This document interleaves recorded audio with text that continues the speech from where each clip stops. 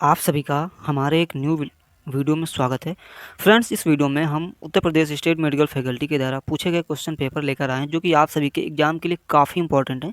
इस वीडियो में हम आपको हर डिप्लोमा के क्वेश्चन पेपर सॉल्व कराने, चाहे वो ओटी का हो, ठीक है, चाहे वो डायलिसिस का हो, चाहे वो सैनिटेशन का हो, चाहे वो एमआरआई टेक्नीशियन का हो, एक्सरे टेक्नीशियन का हो, या फिर ट्रामा केयर टेक्नीशियन हो, ठीक है।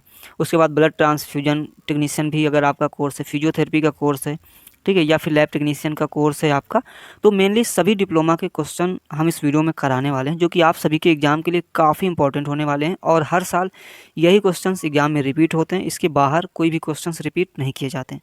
सो आप सभी लोग इस वीडियो को लास्ट तक देखना और दोस्तों में भी इस वीडियो को शेयर कर देना ताकि वो लोग भी ये सारे क्वेश्चन पढ़ सकें, ताकि उनके एग्जाम में काफ़ी कुछ हेल्प हो सके। अगर ये सारे क्वेश्चन आप लोग पढ़ लोगे, वैसे मेनली मैं इस वीडियो में आपको 15 नंबर का सॉल्व कराऊंगा जिसमें आपका ऑब्जेक्टिव होगा, ट्रू फॉल्स होगा और फिल इन द ब्लैंक्स होगा, जो कि आप सभी लोगों के एग्जाम के लिए इंपॉर्टेंट होता है। अगर आप ये 15 नंबर का कर देते हैं तो आपके लिए पेपर सॉल्व करना बहुत आसान हो जाता है। अगर ये 15 नंबर का आप सभी को आ रहा होगा तो मात्र ये 4 से 5 मिनट में पूरा का पूरा सॉल्व हो जाता है। बाकी का सारा टाइम आप अदर क्वेश्चन करने में लगा सकते हैं। अगर ये क्वेश्चन आप नहीं कर पाते हो तो ये टाइम आपका ज़्यादा लेते हैं और आपको इधर उधर भी पूछना पड़ता है। तो उन चीज़ों से बचने के लिए अगर आप लोग अच्छे से पढ़ लोगे तो आपको किसी से पूछना नहीं पड़ेगा, आपका टाइम भी बच जाएगा और आप सही सही आंसर भी कर पाओगे।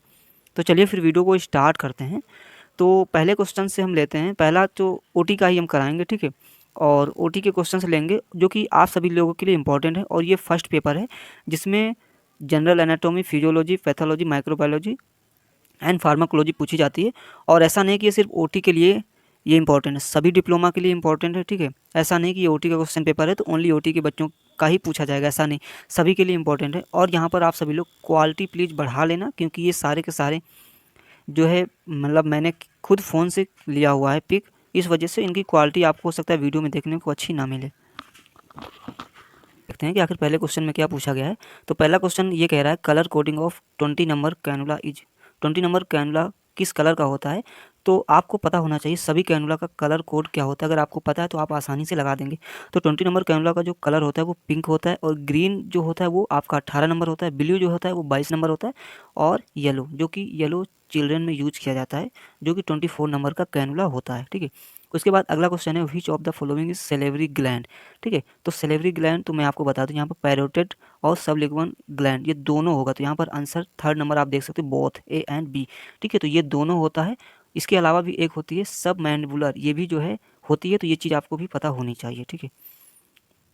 उसके बाद नेक्स्ट क्वेश्चन ये कह रहा है which of the following is structural and functional unit of human nervous system. तो ये काफ़ी इंपॉर्टेंट क्वेश्चन है सभी के लिए, तो इसका जो राइट आंसर है वो न्यूरॉन होगा।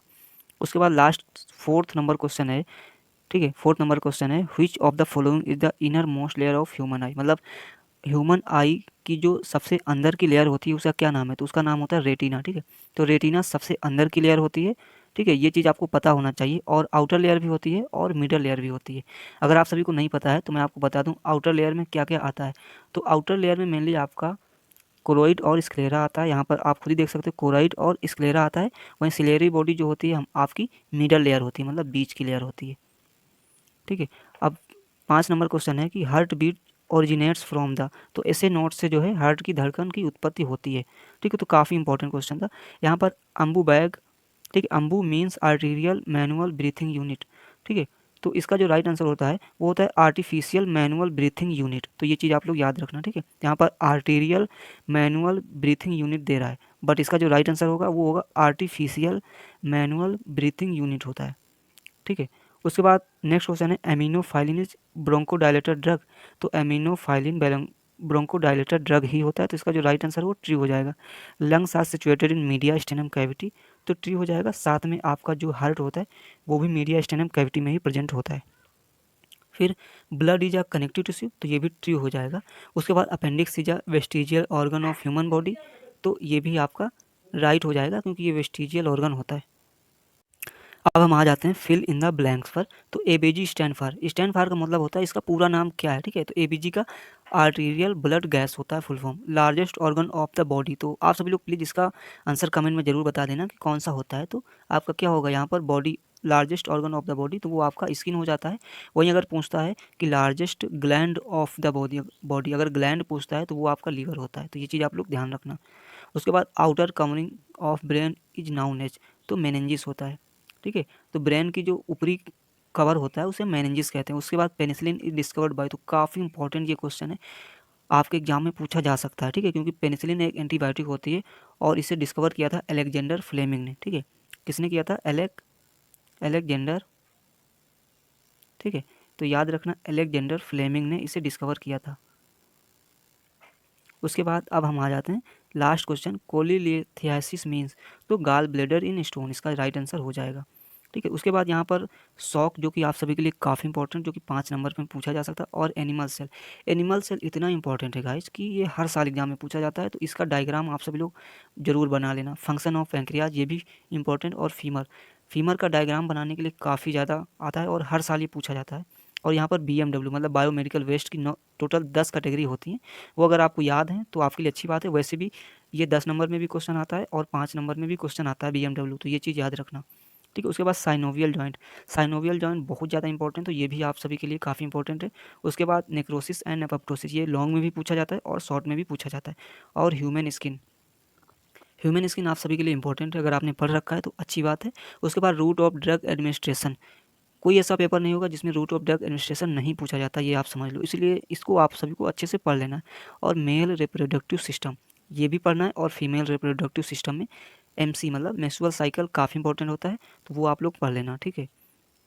उसके बाद इंडोक्राइन सिस्टम काफ़ी इंपॉर्टेंट है, ये भी पूछा जाता है। और स्टेलाइजेशन, तो स्टेलाइजेशन और BMW ये दोनों कॉमन है, ये समझ लीजिए, आपके एग्जाम में आना ही आना है, तो ये 2 क्वेश्चन आप सभी लोग अच्छे से पढ़ लेना, ठीक है। अब हम अगले क्वेश्चन की ओर बढ़ते हैं, ठीक है। उसके बाद अगला क्वेश्चन ये है कि collection of fluid in plural space, तो इसका जो राइट आंसर होने वाला है वो C नंबर हो जाएगा, प्लूरल इफ्यूजन, तो प्लूरल इफ्यूजन इसे कहते हैं, ठीक है। उसके बाद ये क्वेश्चन काफ़ी इंपॉर्टेंट है, लाइफ स्पैन ऑफ आरबीसी का जीवन काल क्या होता है, और वहीं WBC का जीवन काल क्या होता है, प्लेटलेट का जीवन काल क्या होता है, तो ये सारी चीज़ें आप सभी को पता होनी चाहिए और आपके एग्जाम में पूछा जाता है। तो आरबीसी का जो जीवन काल होता है वो 120 डेज होता है, वहीं WBC का बात करें तो 13 से 20 तक होता है, ठीक है। और प्लेटलेट की बात करें तो 3 से 5 डेज होता है, और ये अलग अलग भी होता है, ऐसा नहीं कि सभी का मतलब सेम होता है। आप नेट पे खोजोगे या बुक में देखोगे तो अलग अलग भी आपको मिल सकता है, ठीक है। उसके बाद यहाँ पर दे रखा है oxygenated blood is carried by, तो आंसर इसका हो जाएगा आर्टरीज, ठीक है, तो आर्टरीज हो जाएगा। उसके बाद नेक्स्ट क्वेश्चन ये पूछ रहा है कि maximum absorption of nutrients take place in, तो इसका जो राइट आंसर हो जाएगा वो स्मॉल इंटेस्टाइन हो जाएगा। अब यहाँ पर total number of bone in human body, हमारे बॉडी में कितनी बोन होती हैं, मतलब मानव शरीर में कितनी बोन होती है, तो ये तो नॉर्मल सा क्वेश्चन है, सभी को पता होगा, तो प्लीज़ इसका आंसर आप लोग कमेंट में बता देना कि आखिर कितनी बोन होती हैं, ठीक है। अब हम बात करते हैं pH of gastric juice is acidic, तो गैस्ट्रिक जूस का pH अम्लीय होता है, तो ट्रू हो जाएगा इसका आंसर, ठीक है। इफ़ हार्ट रेट इज 40 प्रति मिनट इट ट्रेकिकार्डिया, अगर किसी के हार्ट रेट 40 से कम है तो क्या उसे हम ट्रेकिकार्डिया कहेंगे, तो उसे हम ट्रेकिकार्डिया नहीं कहते हैं, उसे हम ब्रेडिकार्डिया कहते हैं, ठीक है।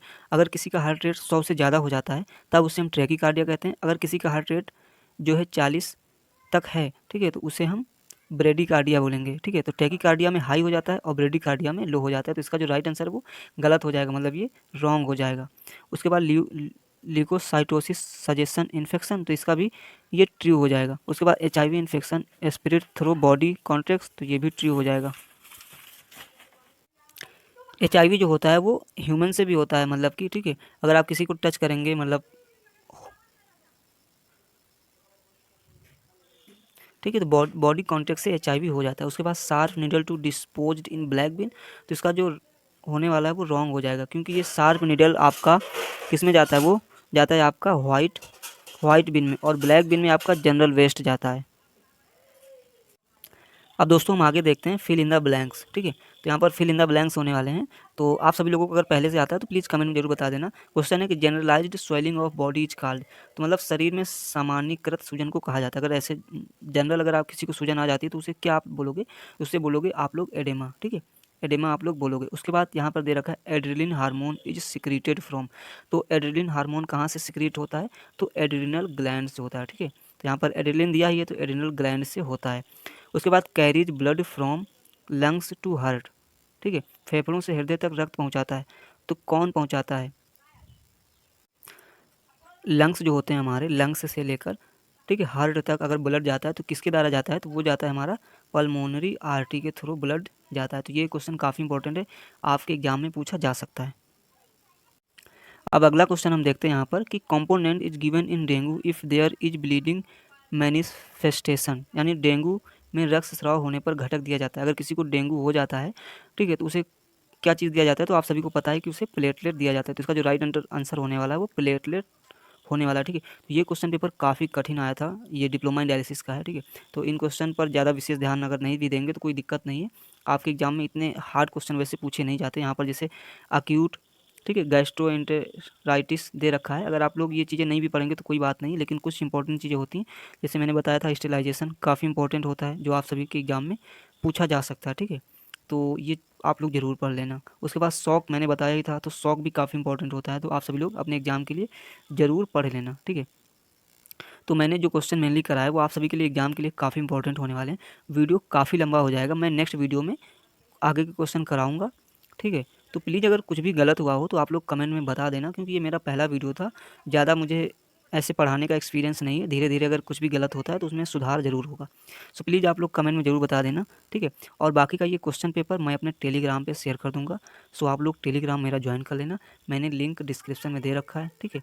लिंक डिस्क्रिप्शन में दे रखा है, आप सभी को ज्वाइन कर लेंगे तो वहाँ पर सारी चीज़ें आपको मैं प्रोवाइड कराता रहूँगा, और क्वेश्चन पेपर प्रीवियस ईयर के भी वहाँ पर मैं डाल दूँगा, तो आप सभी को काफ़ी हेल्प होगी एग्जाम के लिए, ठीक है।